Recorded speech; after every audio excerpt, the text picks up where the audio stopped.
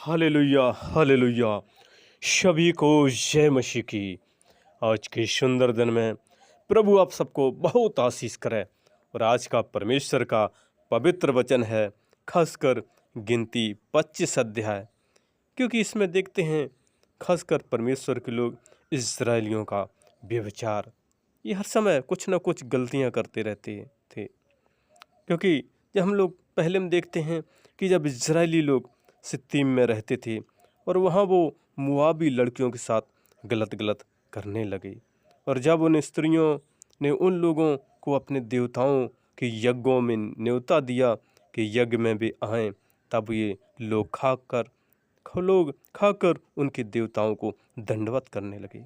क्योंकि परमेश्वर कहता है कि मुझे छोड़ दूसरे को ईश्वर करके ना मानना, लेकिन इन्होंने गलती करने लगे और वहाँ पर वो उनका भोजन खाने लगे और उनको दंडवत करने लगे। और इस्राएली बालपुर देवताओं को पूजने लगे, यहाँ तक भी वे उनकी आराधना करने लगे।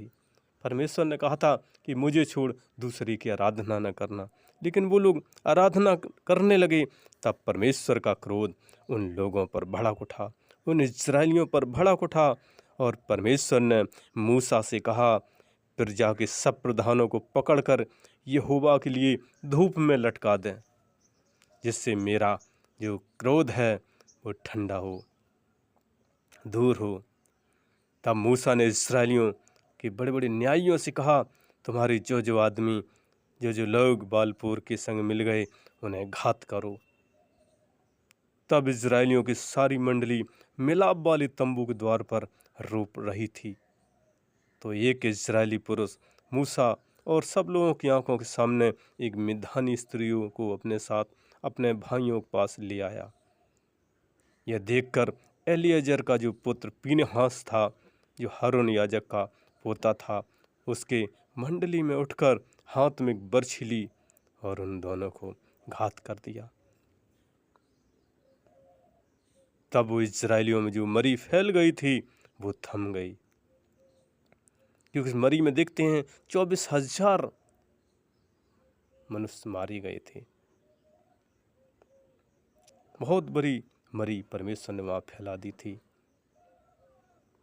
तब परमेश्वर ने मूसा से कहा कि जो पीनहास ने, जो हारून के याजक का जो वंश के जो पीनहास था, उसने जो भी उसको मारा है, इसलिए मैं उससे बहुत प्रसन्न हूँ। तो कह दे कि मैं उसकी शांत के साथ वाचा बांधता हूँ और उसके वंश के लिए याजक पद ठहराएंगे। और परमेश्वर के लोगों ने फिर प्रायश्चित किया।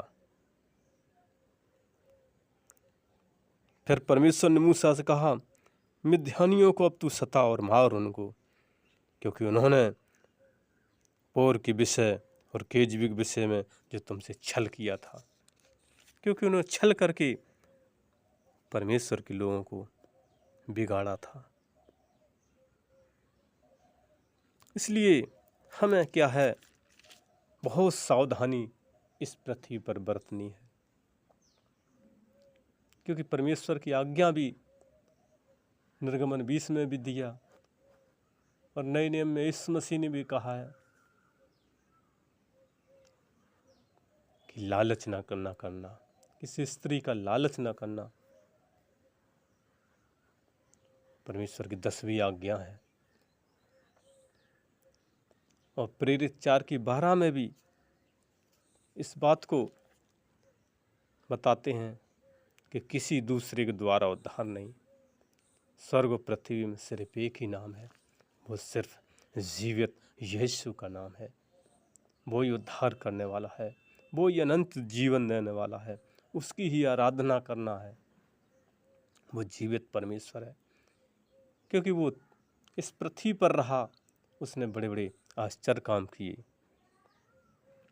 उसने परमेश्वर के लोगों को चुना। और आज भी वो यूहन्ना 3:16 में यीशु मसीह बताते हैं कि परमेश्वर ने जगत से ऐसा प्रेम रखा कि अपना इकलौता पुत्र दे दिया, ताकि जो कोई इस पर विश्वास करे वो नाश ना हो परंतु अनंत जीवन पाए। परमेश्वर का वचन कहता है जो भी उस पर विश्वास करेगा वो नाश ना होगा परंतु अनंत जीवन पाएगा, क्योंकि परमेश्वर अनंत जीवन देने वाला परमेश्वर है। इसलिए उसकी महिमा करना है, आराधना करना है, प्रार्थना करना है, जय जयकार करना है, क्योंकि उसके जो नियम हैं वो अटल हैं। इसलिए जो जो प्रभु पर विश्वास रखते हैं, क्योंकि पहले भी परमेश्वर चुनते थे और आज भी परमेश्वर ने चुन लिया है। जैसे पतरस की पत्री में पतरस बताता है, खासकर यीशु मसीह के साथ साथ रहता था चेला। पहले अध्याय के हम लोग जब 10 में देखते हैं, दूसरा पतरस पहले के 10 में, कि इस कारण हे भाइयों अपने भलाई जाने और चुन लिए जाने को सिद्ध करने का भली भांति यत्न करते जाओ, क्योंकि यदि ऐसा करोगे तो कभी ठोकर ना खाओगे। इसलिए हमें सोचना है, समझना है, वरन इस रीत से तुम आप हमारे प्रभु और उद्धारकर्ता यीशु मसीह के अनंत राज्य में बड़े आदर के साथ प्रवेश करने पाओगे। इसलिए हमें सच्चाइयों पर चलना है, उन परमेश्वर की आज्ञाओं पर चलना है, तभी हम पृथ्वी पर साकार हो सकते हैं, जीवन साकार हो सकता है। और यहाँ से भी जब जाएंगे तो स्वर्ग में भी जीवन साकार होगा, क्योंकि परमेश्वर हाथ फैलाए खड़े हैं, आओ मेरे बेटे और बेटियां मेरे स्वर्ग राज में आओ। क्योंकि यूहन्ना जब 14 में हम लोग देखते हैं, यीशु मसीह कह गए थे मैं आप लोगों के लिए जगह तैयार करने जा रहा हूँ स्वर्ग में, मेरे पिता के पास बहुत जगह है। क्योंकि जब हम लोग रेवलेशन प्रकाशित वाक्य 21 के 21 में देखते हैं, वहाँ पर भी परमेश्वर बता रहे हैं, वहाँ पर सोने की सड़कें हैं, वहाँ जो मकान हैं हीरा मोती जवाहरात के बने हुए हैं, बहुत जगह है। इसलिए हमें कभी भी निराश नहीं होना है, क्योंकि जब प्रकाशित वाक्य 21 के 16 में देखते हैं, वहाँ पर जो वर्गाकार जो जगह है, बहुत जगह है। क्योंकि वहाँ पर जब हम लोग प्रकाशित वाक्य 21 के 16 में पढ़ते हैं, वहाँ जो जगह है 750 कोस, जो उसका चारों तरफ वर्गाकार है, 2250 किलोमीटर यहाँ से लेकर कन्याकुमारी तक, इतनी तो लंबाई, इतनी चौड़ाई, इतनी ऊंचाई, इतनी सब कुछ चारों तरफ से वहाँ पर बहुत जगह है। इसलिए हमें निराश नहीं होना है, इसलिए हमें प्रभु की आज्ञाओं पर चलना है। क्योंकि देखते हैं पहले लोग कितना परमेश्वर से दूर हो जाते थे, आज भी देखते हैं लोग पल भर में दूर हो जाते हैं, लेकिन हमें प्रभु की ओर देखना है, निहारना है, जय जयकार करना है। क्योंकि पृथ्वी पर तो 4 दिन की जिंदगी है, पल भर का यहाँ ठिकाना नहीं, कब जाना पड़े। क्योंकि शरीर है एक दिन मिट्टी में मिल जाएगा, लेकिन आत्मा जो अजर अमर है वही स्वर्ग पहुँचेगी। इसलिए इब्रानियों भी 12:28 कहता है कि हमें भक्ति और भय से तो उस परमेश्वर की ऐसी आराधना करें जिससे वो प्रसन्न होता है, जिससे वो खुश होता है। वो सिर्फ इसी से खुश होता है कि हम लोगों से कुछ नहीं दे सकते, ना पैसा ना धन दौलत, कुछ नहीं दे सकते, क्योंकि वही सब कुछ देता है। सिर्फ वो चाहता है उसकी महिमा करें, आराधना करें, प्रार्थना करें, जय जयकार करें, स्तुति करें, धन्यवाद करें। हर पल हमें परमेश्वर का धन्यवाद करना है, क्योंकि वो हर दिन हमें जीवन देता है, हर पल संभालता है, सहायता करता है, मदद करता है। जीवन को वही उज्जवल करने वाला परमेश्वर है, जीवन को साकार करने वाला परमेश्वर है। उसकी महिमा करें, आराधना करें, प्रार्थना करें।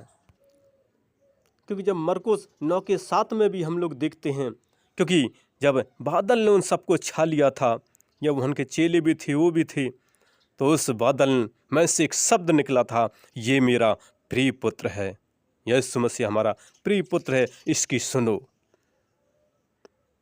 इसलिए हमें यीशु मसीह की सुनना है, उससे बातचीत करना है, वचन पढ़ना है, उससे बात करना है, प्रार्थना करना है, उससे बातचीत करना है, उसके भवन में जाना है। 6 दिन काम करें, एक दिन आराधना ज़रूर करें, उसकी महिमा करें, प्रशंसा करें, बड़ाई करें, तारीफ करें,